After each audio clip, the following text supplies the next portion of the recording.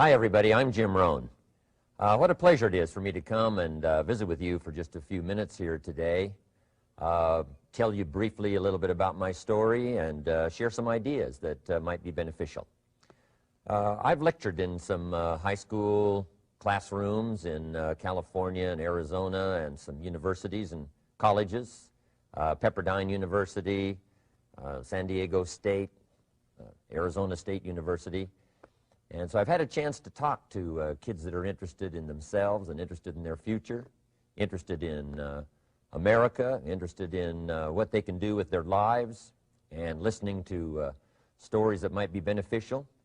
And I don't have a chance to, visit all of the schools and universities around the world, so this is a great chance for me by video to have a chance to tell you my story.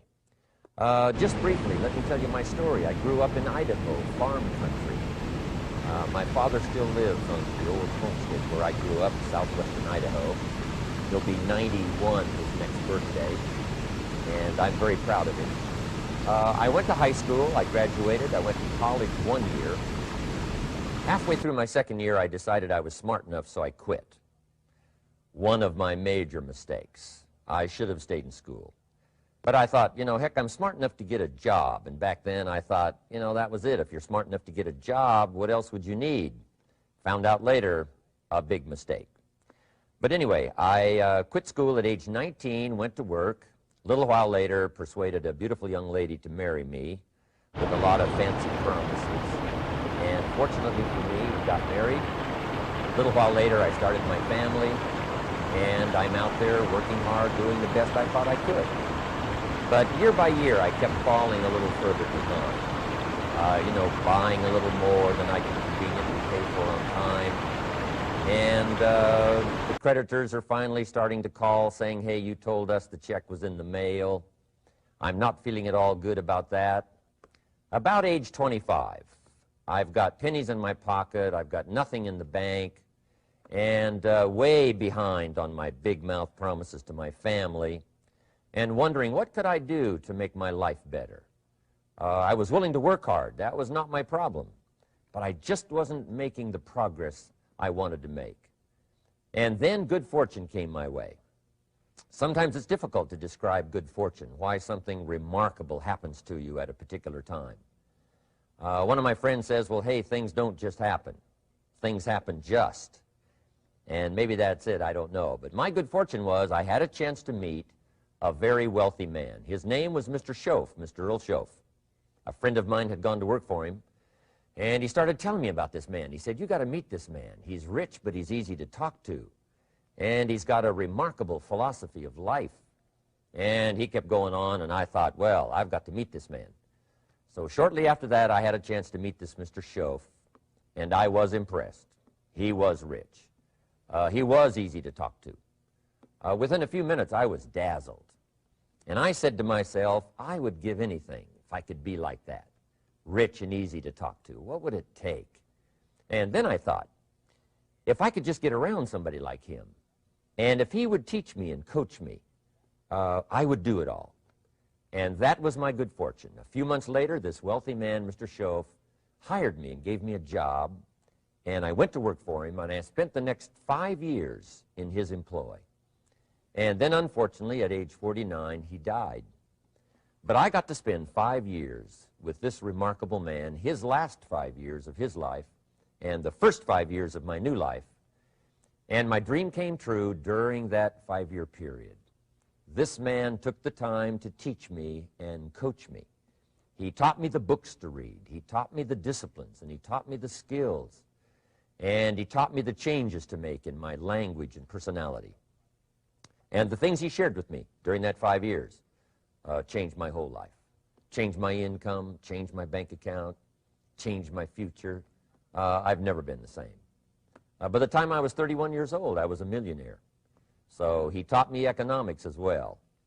So how lucky can you get to meet the right person at the right time who takes the time to share with you ideas that can change your life? A lot of rich people, right, don't take the time, but he did, and he also had the ability. Some people want to share their experiences, but they don't quite know how to say it. But he had it all, and he used language that I could understand, and those ideas greatly affected my life. I wish he was still alive today. If he was, I'd be calling him today one more time, thanking him for the time he spent with me sharing his life and his experiences that so dramatically affected my life. Then, how I really came to be invited to speak to you today. 30-plus years ago, I was living in Beverly Hills, California. And a friend of mine one day said, "Jim, you've got to come and tell your story to my service club." He belonged to the Rotary Club. And he said, "I know your story. Idaho farm boy makes it to Beverly Hills." But he said, "I know my club members would love to hear your story. Would you come and at our breakfast meeting and tell your story?" And I said, "Okay." So I arranged a little talk, went and shared my story that morning, and guess what? They liked it. And my phone rang. Another club called and said, "Would you come and tell us that story?" My phone rings. Another club calls, said, "We've heard about your story. We have a luncheon meeting. Would you come share your story?" First thing I know, I'm spending a little piece of my time giving these breakfast talks and luncheon talks. And then one day, a man who heard my talk about 3 times said, "Would you come and talk to my management and salespeople?" He said, "I've got this little company going, and he said, if you would spend some time talking with my management and salespeople, I'd be happy to pay you." And I thought, wow, wouldn't that be something? Tell my story and my experiences and get paid? He said, "I'd be happy to." Little did I know, that was the beginning of a whole new, brand new adventure for me in sharing my story in speeches and talks and seminars and lectures. And now this business, it's become one of my most flourishing enterprises, takes me around the world. I went to many countries just this year, had my largest audience early this year in Spain, 12,000 people, 10 different languages being translated at the same time, the whole audience with the earphones on. It's interesting when you lecture with multi-languages. You know, when you hit the punchline, you know, the Spanish laugh first, and then the French get it, and then finally the Italians get it, and last the Germans finally get it. And then I say, "Hey, the Germans finally got it. I guess we can continue." You know, some languages take longer to translate than other languages. But what an exciting adventure for me. I was in Israel this year. I lectured in France, my first trip to Prague, Czechoslovakia, Lisbon, Portugal. Last year I was in London lecturing. Happened to be there the same night Pavarotti was singing in London. So, a big dilemma for the people in London. Shall we go see Jim Rohn, or shall we go listen to Pavarotti? Well, I must admit he had more people than I did, like 150,000. He did a free concert in Hyde Park, and they expected 250,000, but only 150,000 showed up because it rained. And they all got soaked from Prince Charles on down, but they sat in the rain and listened to Pavarotti. I would have been happy that evening, right, to cancel my seminar and go sit in the rain and listen to Pavarotti. Anyway, he and I have agreed now not to appear in the same city on the same day anymore. Not really, but how exciting for me to be able to travel all around the world and share my story. And then especially to have this chance today to come and visit with you. And when I get a chance to speak at a high school class or a university class, I'm always excited about it. I'm limited in time, so I wanted to use this way to come and share my story with you and some ideas that might be helpful in your career for the future, in your now busy life as a student, and then wherever you find yourself in the years to come. Some of the things I'm going to share with you, I want you to remember for a long, long time, because the ideas I want to translate for you drastically affected my life. And if I can share now and affect your life, and you write me a letter or tell me in person someday, "Mr. Rohn, I listened to your video and I watched it carefully, and sure enough, some of the ideas that you shared greatly affected me. Here's what happened to my bank account. Here's what happened to me in school. Here's what's happening to my future." That'll give me great, great satisfaction. So the man who shared with me ideas that changed my life, I want to share with you 3 of those basic subjects. When I met him, I was 25 years old, and when I first got acquainted with him, I used a lot of excuses as to why I wasn't doing well. And he said, well, tell me a little bit about your story. And I told him, you know, I was behind on my bills, had pennies in my pocket and nothing in the bank, that I was embarrassed about being behind on my big mouth promises to my family. And then he gave me one little simple phrase that really forever changed my life. And here's what he said: Mr. Rohn, if you want the future to change for you, you've got to change. And he said, if you don't change, the next 6 years of your life is going to be just like the last 6. You'll still be behind on your bills. You'll still be behind on your promises. But then he gave it to me in the form of a promise. When I was 25 years old, I've remembered it all these years, and I've shared this promise now with probably over 3 million people in the last 30-plus years. And it's going to be valid for you, so listen carefully to this promise. My teacher said to me, young man, if you will change, everything will change for you. If you will get better, everything will get better for you. What a clear message that was for me.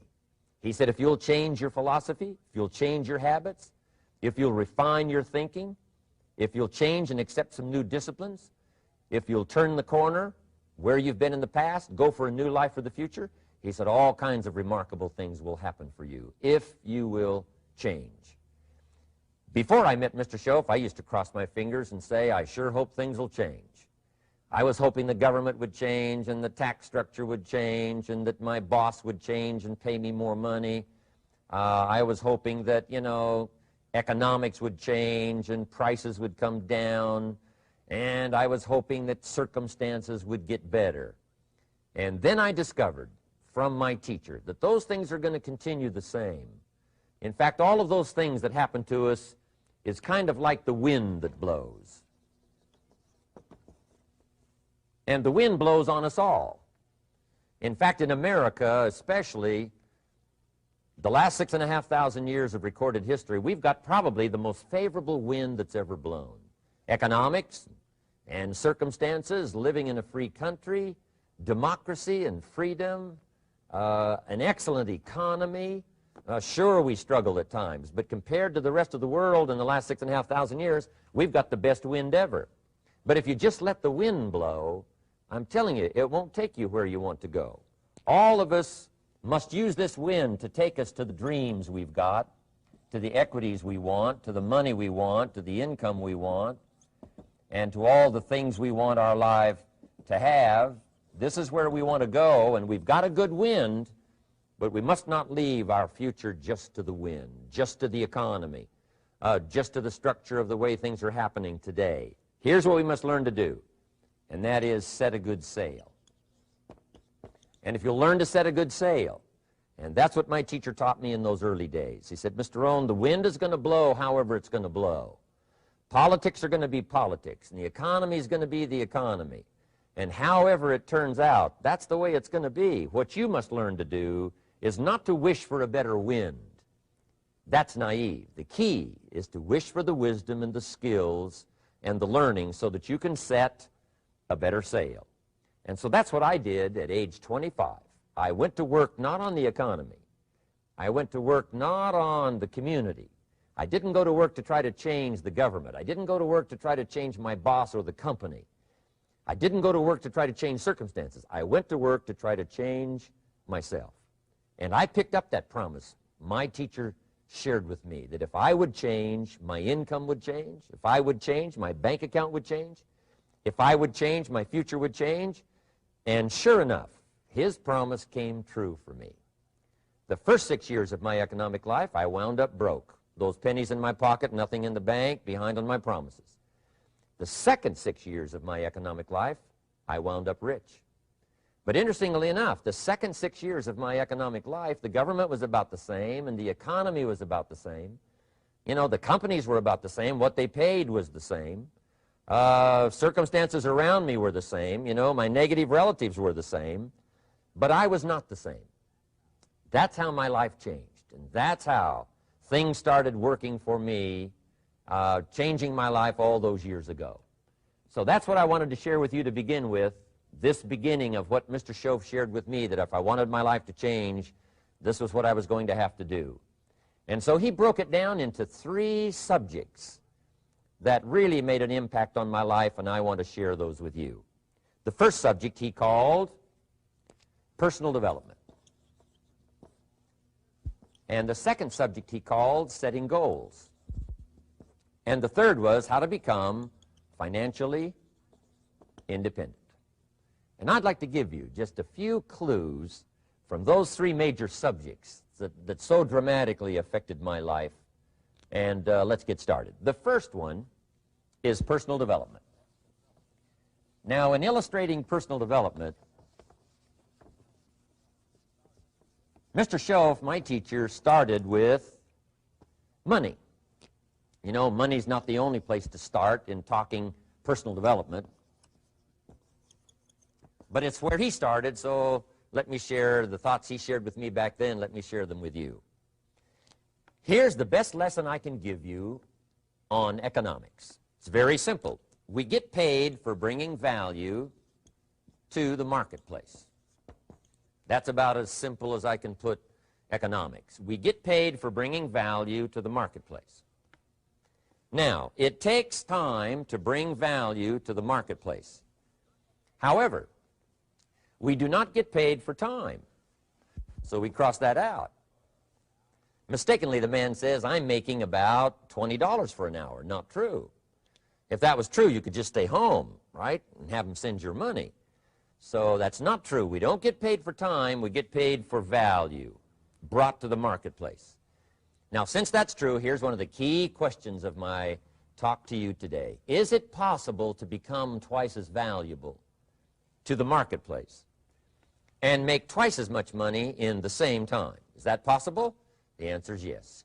Could you become 3 times as valuable as you might be right now to the marketplace and make 3 times as much money in the same time? And the answer is yes. 5 times, 10 times? Of course. America is unique. It's a ladder to climb. It starts down here, let's say, at $5 an hour, and it keeps going up. Top income last year, $80 million. The guy who runs Coca-Cola. Now, that's a heck of a ladder. That's why everybody wants to come here, right? The boat people are not headed for Vietnam. People haven't plotted and schemed for 50 years saying if I could just get to Poland, everything would be okay. Not true. Everybody wants to come to America. And the reason is because we've got the best wind ever blowing in our favor. We've got the best economic opportunity anybody's had in 6,500 years. And all you have to do is understand it and take advantage of it. Now, there's some key questions to ask here. Why would the marketplace pay someone only $5 an hour? Very simple answer. They're not very valuable to the marketplace. Now, we must underline to the marketplace. This person might be a very valuable brother. Yes. Member of the family, valuable. Yes. Valuable member of the church, of course. Valuable citizen of the country? Yes. Valuable in the sight of God? No doubt. We're all of equal value in the sight of God. But if you're not very valuable to the marketplace, you don't get much money. You say, well, it shouldn't be that way. Well, then you got to start your own country. You know, this one's been in process for 200 years, and this is the best we've been able to come up with so far. But here's the key. You don't have to stay here. Now, there was a big debate in Congress last year that this $5 was not enough, should be 6, should be 6, should be 6. But we don't need legislation. 6 is already on this ladder. The next step up. You know, if you work for McDonald's, they'll pay you $5 an hour to take out the trash. If you whistle while you take out the trash, they'll pay you $6 an hour. So we don't need that legislation. You just need to take lessons on how to whistle. Have a good attitude. Now, as you begin to climb this ladder, why would the marketplace pay some people $50 an hour? Answer, evidently, they must be more valuable to the marketplace. 10 times more valuable. And is that possible for someone to be 10 times more valuable and earn $50 an hour instead of 5? And the answer is yes. That's what America is all about. Now, why would the marketplace pay some people $500 an hour? Evidently, this person must be much more valuable to the marketplace. That's what's important to understand, to the marketplace. And would the marketplace pay one person $80 million for 1 year's work? And the answer is, of course. If you helped a company make $1 billion, would they pay you $80 million? I'm telling you, it is possible. And that's why America is so exciting. That's why this financial ladder is so exciting. It's possible for all of this to come true for all of you, no matter where you start. As a student in school, just getting started out there in the workplace, this is all possible for you. Now, Mr. Schoaf gave me the clue on how to climb this ladder as high as I wanted to climb. Now, we're talking primarily economics here. There's a lot of other ways to become valuable to your family, valuable to your friends, valuable to the community, valuable to the team, right? Valuable to the team effort, valuable to the concert. But here's what he said to me. In climbing this ladder economically, all you have to do is work harder on yourself than you do on your job. Once I heard that, it made sense to me. I kept hoping that everything else would change around me, found out that if I went to work on myself, worked on my skills, worked on my language, if I became better than I was each year, if I grew in skills and language and vocabulary and competence, then I would become attractive to the marketplace. Not very long ago, a company called me and said, Mr. Rohn, we're expanding internationally. We'd like to have a bit of your expertise to help us. Would you give us a bit of your time? We'll add some millions to your fortune. And I said, okay. And I thought later, isn't that interesting? They would call me. Then my second thought was, of course they'd call me. Who else would they call? I can get the job done. Now, what a contrast for me, farm boy from Idaho, raised in obscurity, parents of modest means, broke when I was 25.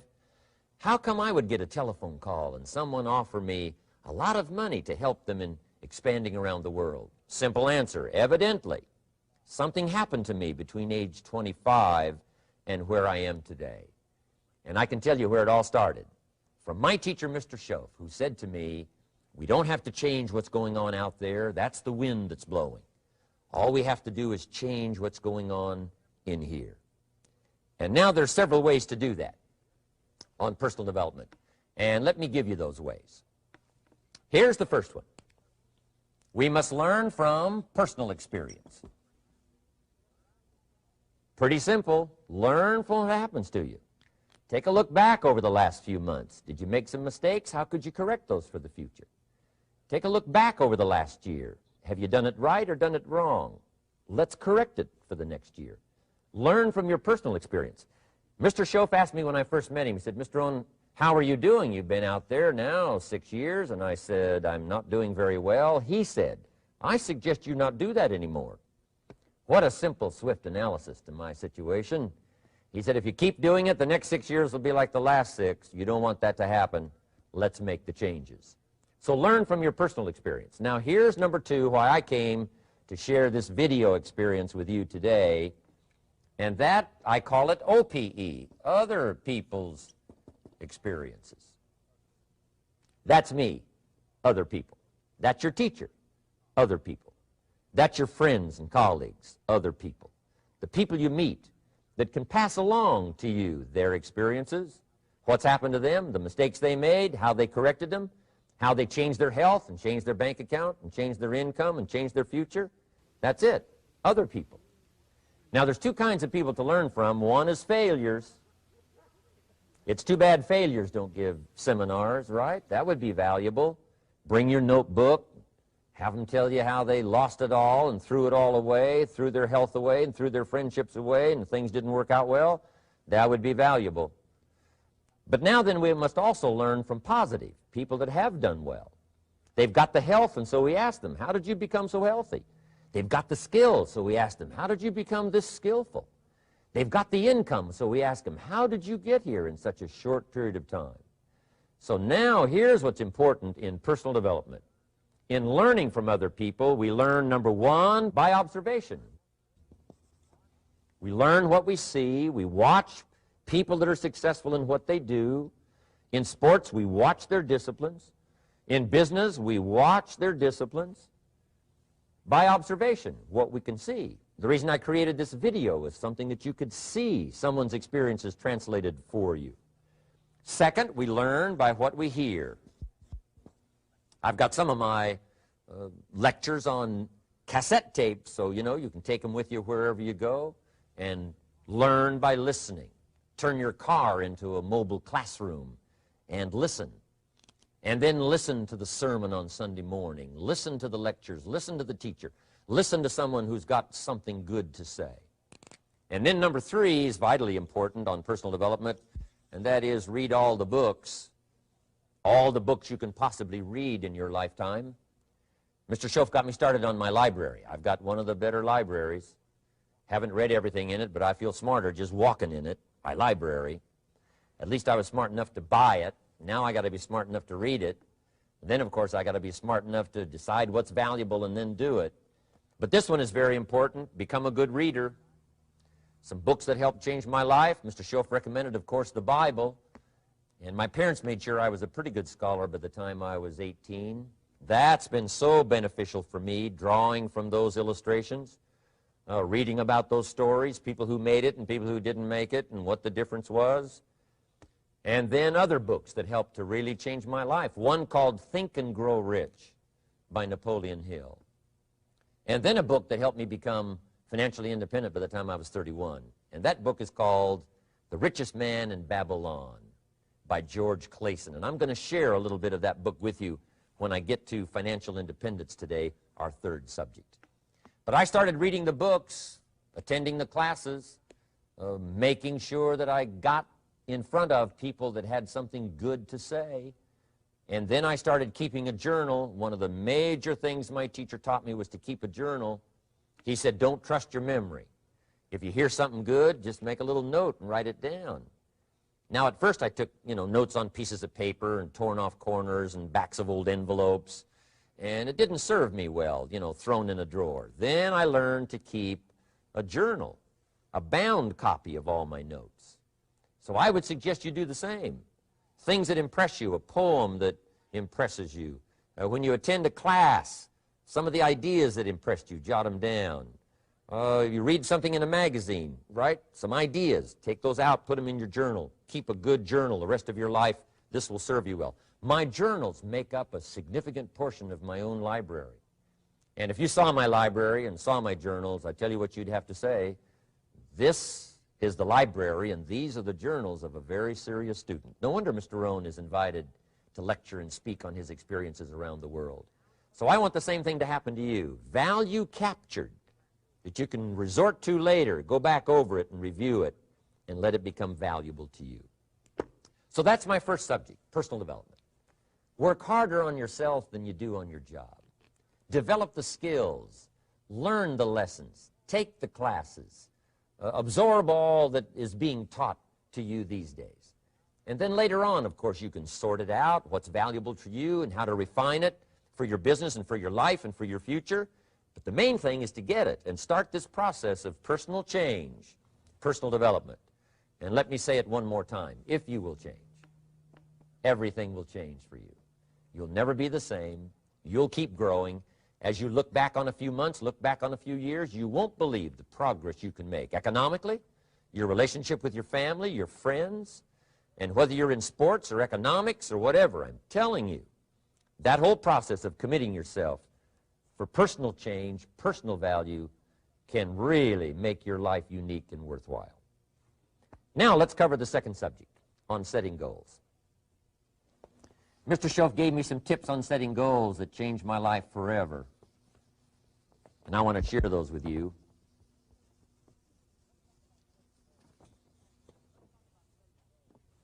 So let's talk about setting goals, and I also want to tie it to personal development, and you'll see how I'm going to do it as I progress here. Setting goals.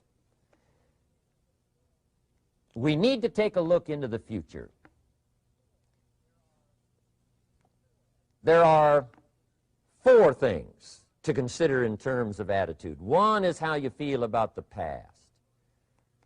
Best advice I can give you on that is treat the past as a school. Let it teach you the mistakes you've made, the things that went wrong, the things that didn't work. Don't use the past as a burden to carry, and don't use the past as a club to beat yourself to death. past losses, past failures, past mistakes. But let the past be a school. Tough school maybe. We've all been through some tough stuff. So if you feel good about the past, draw from it for experience and let it teach you. Then next is how you feel about the future. We've got to have the future well designed. The future is called the promise. And here's what we teach in our leadership series. The promise of the future can be an awesome force for your own future. The promise of the future, designing the future. There's two ways to face the future. One is with apprehension, and the other is with anticipation. I promise you, in my travels around the world, most people face the future with apprehension. And here's why. They don't have it well designed. They've sort of left that up to someone else to fix. But here's the best way to face the future, with anticipation. And you can face the future with anticipation if the future is clear, if the future is well designed. And I would like to have you consider some thoughts with me that help me to really change my future by giving it some thought and some consideration. And here it is. In setting goals, it's very simple. Number one, decide what you want. You just take a little time. You sit down and say, what do I want? What kind of skills do I want? What kind of income do I want for the future? What would I like? Where would I like to go? Places I'd like to visit. Habits I'd like to acquire. Skills I'd like to have. You just take a little time to think about what you want. Economics, friendships, people you'd like to meet, places you'd like to go. You just take some time. And then I suggest, when you've thought about what you want for the future, make a list. Just jot it all down. It's really a very simple process. And then here's number three. Keep all the old lists. I'm telling you, this served me so well, keeping my old list of goals. I look back now 10, 20 years ago at goals I set, lists I made, and I smile now because here's what I thought was so important, 20 years ago. Now some of those things aren't even on my list. I've got a new list. I've grown. I've changed. I've matured. But I give you that advice. Decide what you want. Number two, write it down. Number three, keep the old lists. And then here's number four. When you get something that's on one of these lists, check it off. Part of the fun of having a list is checking it off. And then if you can add some drama to checking it off, see, that's what really helps. I set a goal to go to Spain many, many years ago. And when I finally made my first trip to Spain, I had that journal with me that had that list in it. And while I had my journal on my lap, waiting for the wheels to touch down in Madrid, I waited until the wheels touched the runway, and I checked it off. Just adding a little drama. So, part of the fun of having a list is checking it off. Now, here's what's important about the lists and designing your future. If the future gets clear, the price gets easier. Because you got to remember, for every promise, there's a price to pay. Everybody's got to pay the price. Everybody's got to do the deal. Everybody's got to do the disciplines. Everybody has to pay. But here's what I've discovered. If the promise is clear and powerful, the price is easy to pay. The price is some classes. The price is a few books. The price is a few disciplines. The price is finding something that'll make your life better, make you grow, make you change, make you develop.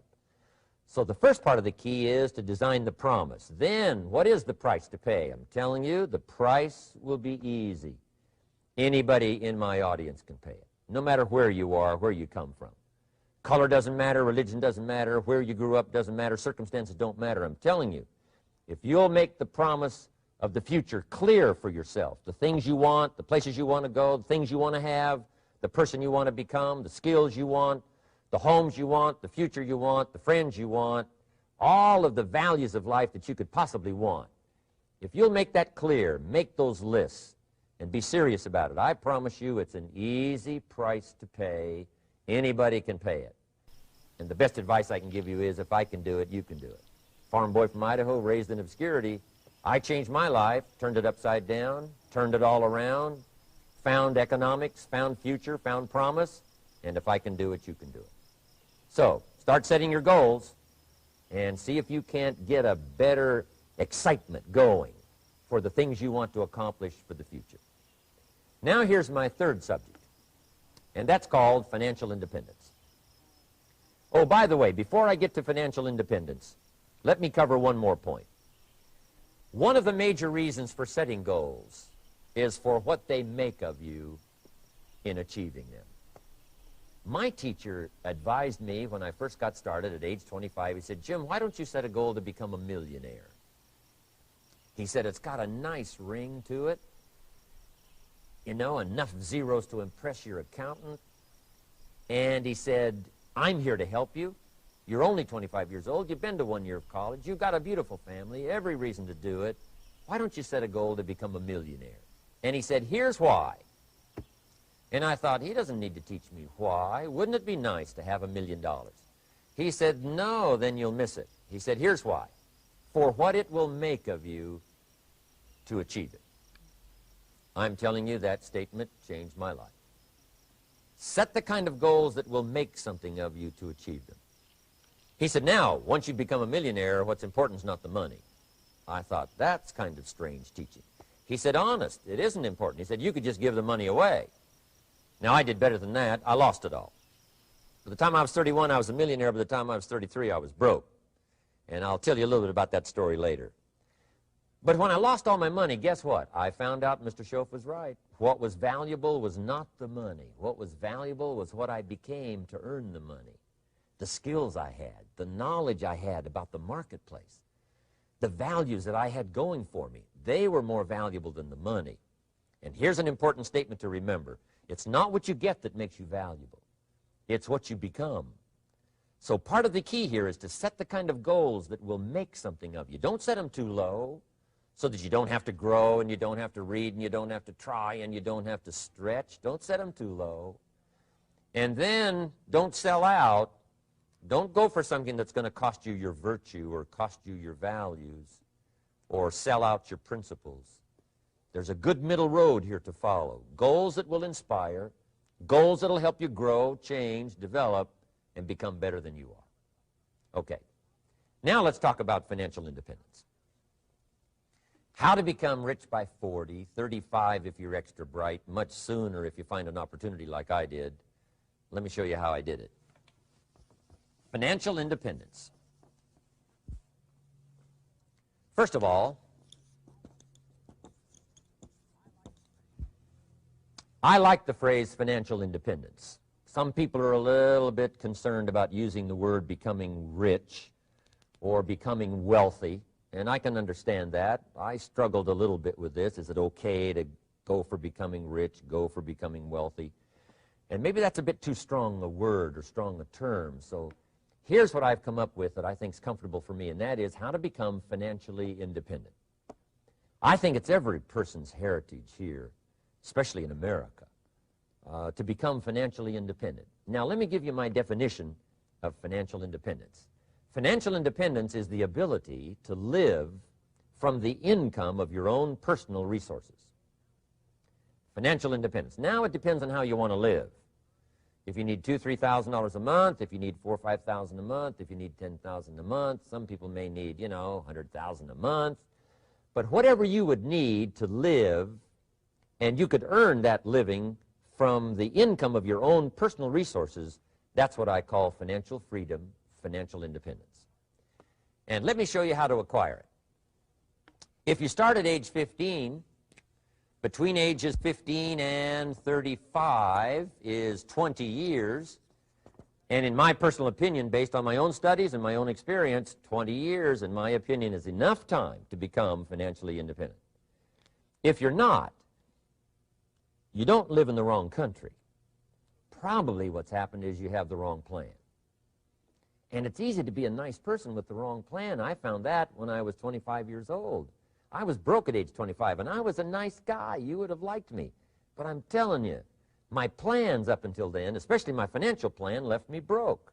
I totally changed it the next 6 years, and I became financially independent. So I know what I'm talking about.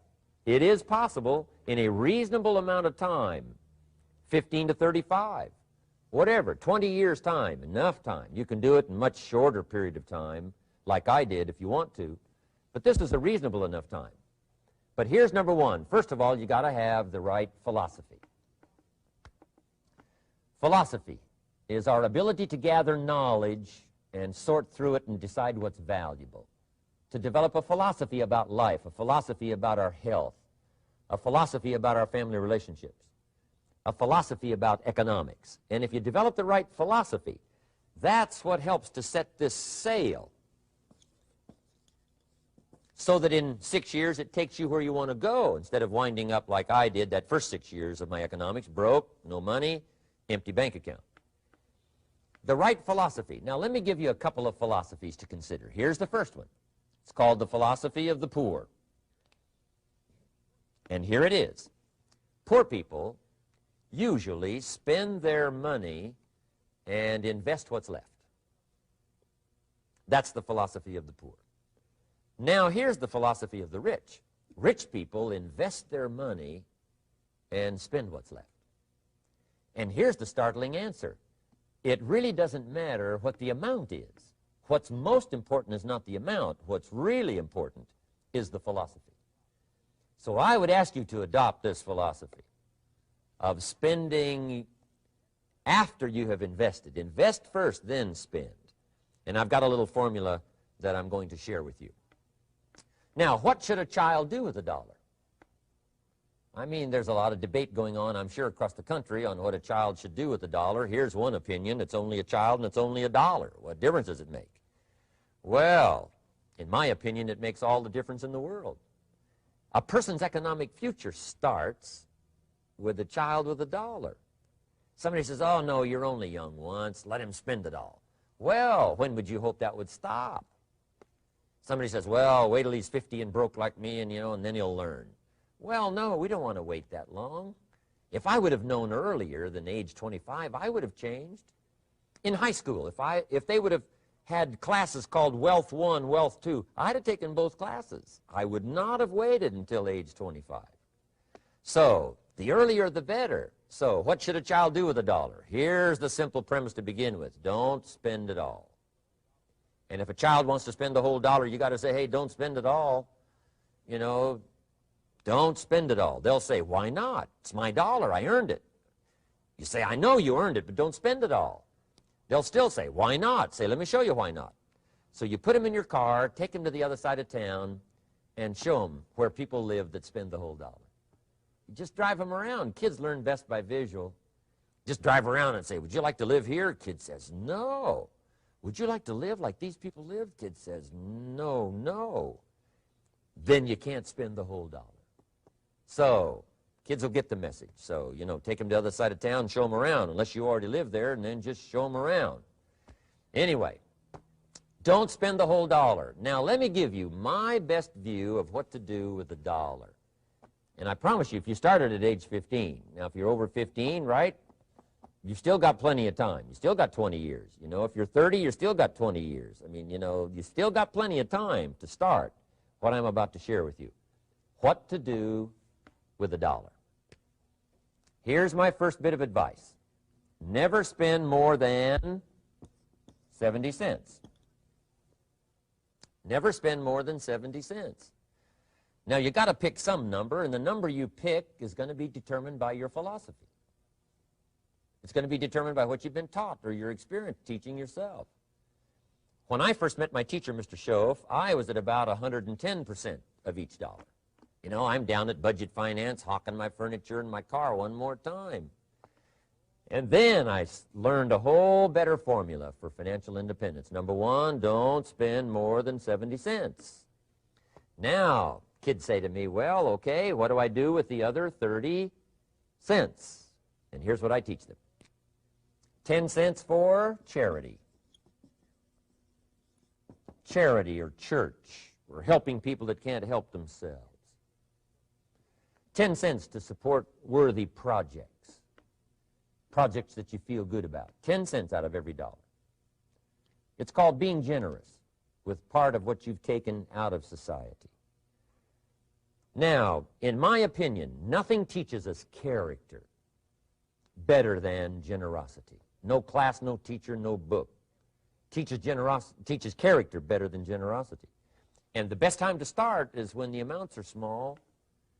And I know if kids learn these lessons well, they'll give a dime out of a dollar, help people that can't help themselves, support worthy projects. Or if you belong to a church, they teach tithe, piece of. That's very important. Now, because when the amounts get larger, sometimes it's a little more difficult. You know, giving 100,000 out of a million, someone says, oh, if I had a million, I'd give 100,000. I'm not sure. That's a lot of money. So the time to start is when the amounts are small, 10 cents out of the dollar. Okay, next 10 cents I call active capital. Active capital means do something to make a profit. Active capital. Set aside a portion of your income. Wages are okay, but I'm telling you, wages will make you a living. Profits will make you a fortune.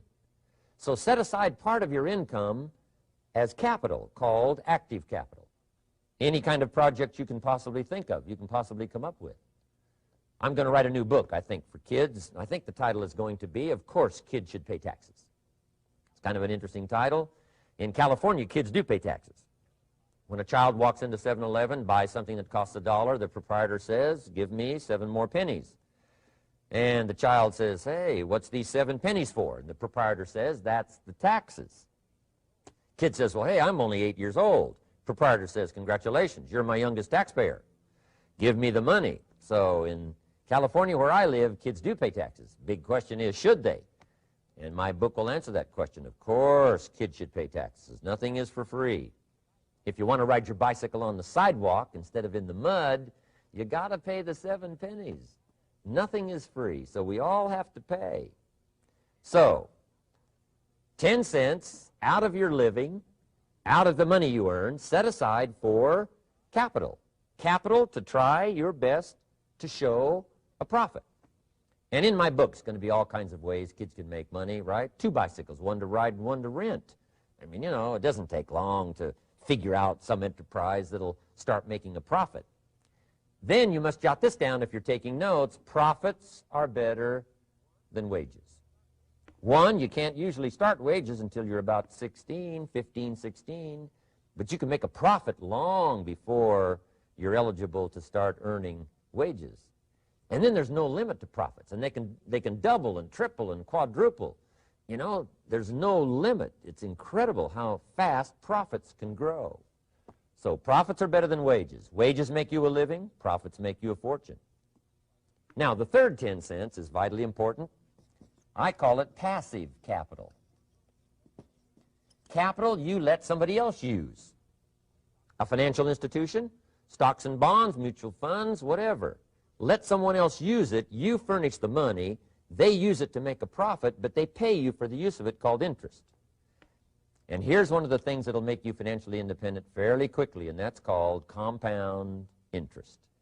And this is how you get it. Letting someone else use a portion of your money, your substance. They show the profit, they pay you interest.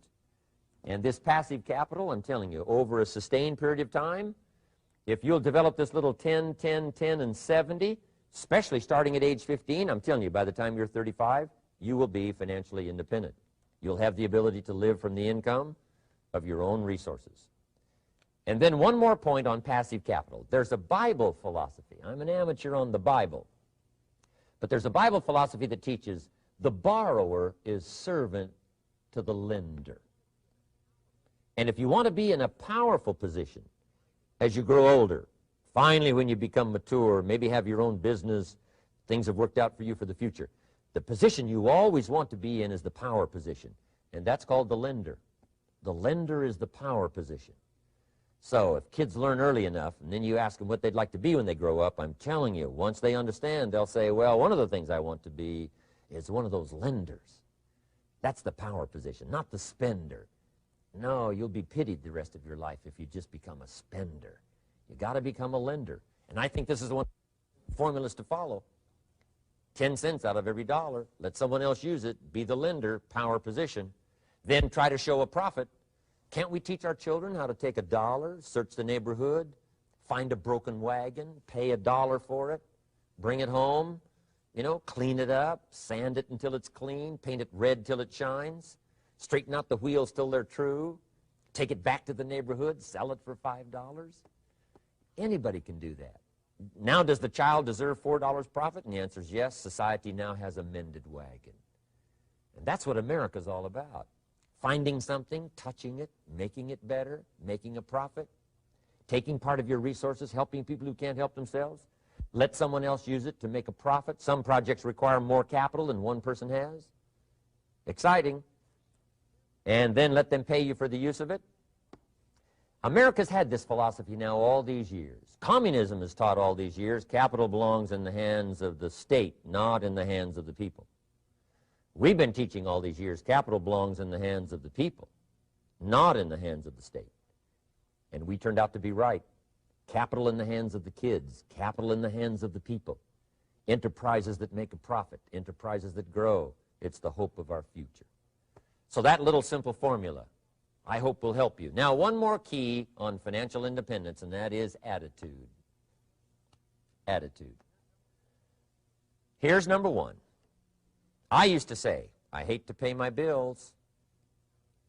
My teacher straightened me out on that. He said, let's see, Mr. Rohn, what you hate to do is pay $100 on an account and reduce your liabilities and increase your assets. I said, well, no, not if you look at it that way. He said, well, it all depends on how you look at it. So wouldn't you love to pay your bills, reduce your liabilities, increase your assets? You got to have that kind of attitude. I found out the same attitude about taxes. I used to say, I hate to pay my taxes. And Mr. Shove said, well, that's one way to live. But don't you understand? Taxes is how we care and feed the goose that lays the golden eggs. Wouldn't you want to do your share? Someone says, yes, but the goose eats too much. Probably true. But hey, we all eat too much. We all need to go on a diet. Better a fat goose than no goose. So I finally became a happy taxpayer. Now, I think taxes are too high, so I'm working to get taxes lowered for our economic future. But then whatever they turn out to be, I gladly pay and do my part, because that's what makes the whole system run, each of us doing our part. Now, I want these three subjects to be valuable for you. I want them to have meaning for you. I want you someday to be financially independent. I want you to have the personal development so that you feel good about yourself. If I had a chance to meet you someday, I'd like to have you show me the list of goals that you got started and say, Mr. Rohn, here's some I've already checked off. Here's the books I'm reading. Here's what's happened. I'm developing the skills. I'm better this year than I was last year. I've got more self-confidence. My skills are developing. That's what I want for you, and that's why I took the time to come and share in this video message with you. I do seminars all around the world, but this is one way that I can reach out and touch you in case you can't come to my seminars wherever I am. Maybe this video will reach you somewhere, and it'll have an impact on your life. And what I'd like to do is later hear about it, a letter, phone call, or to have a chance to meet you in person. And now I'd like to leave you with these 4 questions called questions to ponder. These questions were valuable for me, and I want to make them valuable for you. Here's the first one, why? We all ask why we should work this hard, why take that many classes, why go to school that many years, you know, why take the notes, why read the books, why work that hard, why put yourself through the push-ups and the disciplines, why? Good question, why? Best answer to why, I think, is the second question. Why not? Why not see how many books you can read, how many classes you can take, how many skills you can develop? Why not see how valuable you can become to the marketplace and to your friends and to your family? Why not see what you can make of yourself? Why not see how far you can go, how much you can see, how much you can earn, how much you can share? Why not? That's the heritage all of us have, in America especially, is to see what we can make out of our lives now that we've been given this extraordinary opportunity. Now, my third question I'd love to ask you in person. But since I can't do it in person, I want to ask it of all of you. But I want you to take it personally. And my third question is, why not you? Why not you with good self-esteem? Why not you starting to change and setting goals? Why not you starting to make progress toward financial independence? If I can do it, you can do it. I wished I had a lot more testimonials here today besides mine, a whole steady stream that would come by and tell you their story.